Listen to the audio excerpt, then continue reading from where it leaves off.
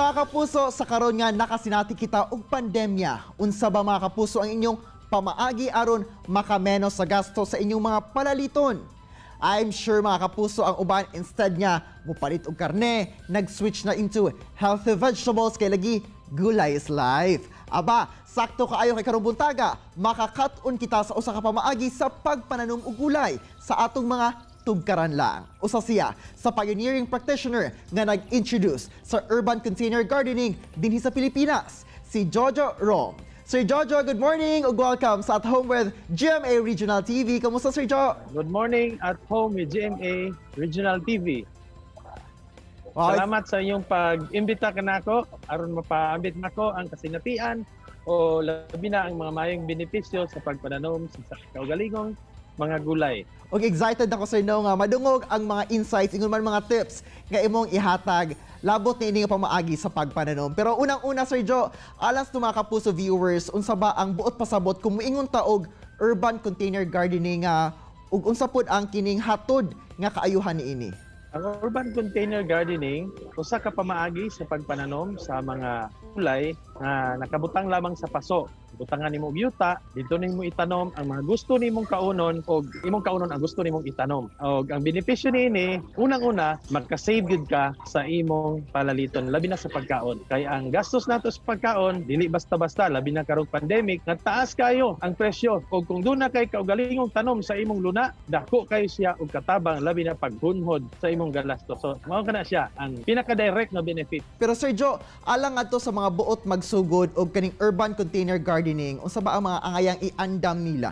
Simple lang ka pamaagi. Container, bangagan siya aron makaginhawa ang atong gamot sa tanom, butangan og yuta, kay atong ginahimo atong yuta, atong ibutang sa container, dito itanom ang atong seedlings or atong mga seeds. Tapos idiligan na lang, maka-harvest na dayon ta sa atong gusto nga gulay nga kaunon.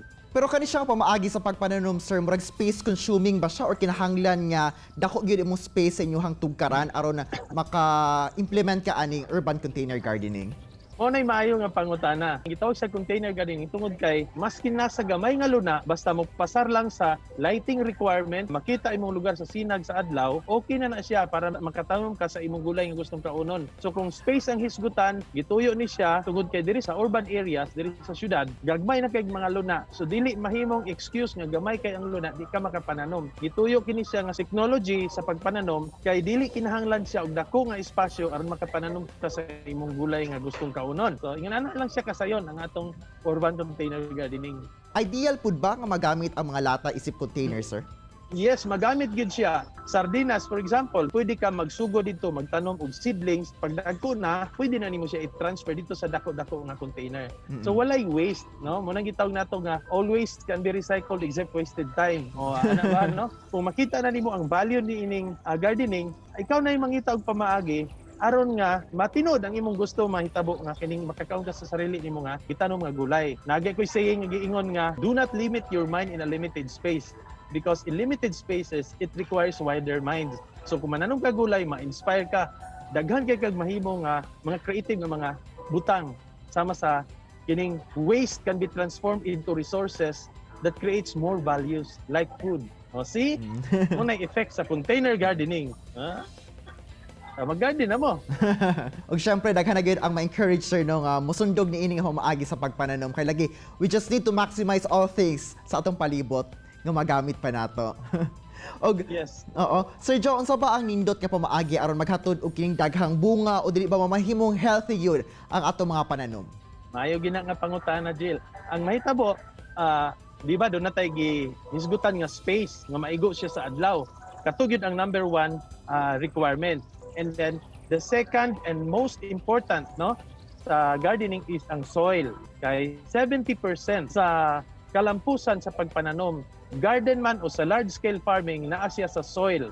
Wow, maayo na Sir Jo, no? Pero balik sa tasim mong istorya, Sir Jo. Among nasayran nga usa nga kalunhaw awardee ni atong tuig 2012. Usa ka annual event ni sa Davao City nga naghatag og recognition sa mga Davaoenyo nga dunay innovative, environment-friendly ug sustainable practices. Sa karon sir, unsa ba kalawak na imuhang nahimong impluwensya sa paghatod og inspirasyon sa kadaghanan nga sundon ay imong pagpractice sa pagpananom? Ang akong influence niini naginay-hinay siya kadako tungod kay nakita nila ang akong gihimo nga container gardening kahatag og benepisyo sa akong pamilya. Among gina-post among harvest unsa mi kamalipayon ug nakatabang usab ang pipila ka mga media outlets nato sa TV, sa radio, sa newspaper, labi na sa national, apil pod ang international, labi na ang World Vegetable Center. Nakatabang gyud ini pagpakaylap ni Tibuok Kalibutan, no? Di man ko ingon nga ako gyud ang nagsugod niini tungod kay kung i-trace back nato nagsugod siya sa panahon ni King Nebuchadnezzar II o Babylon. Na dunay gitawag Hanging Garden o Babylon. Nagbuha lang kog inspiration, ako lang gi-practice sa dihang nakabenepisyo akong pamilya, akong gi-share sa tanan.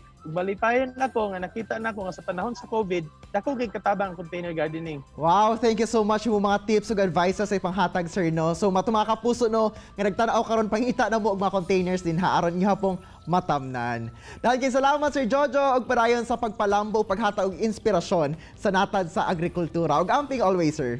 Salamat kayo, salamat kay GMA Regional TV. Mga kapuso, relax lang mo. Mubalik pa ang At Home with GMA Regional TV. Kini ang At Home with GMA Regional TV.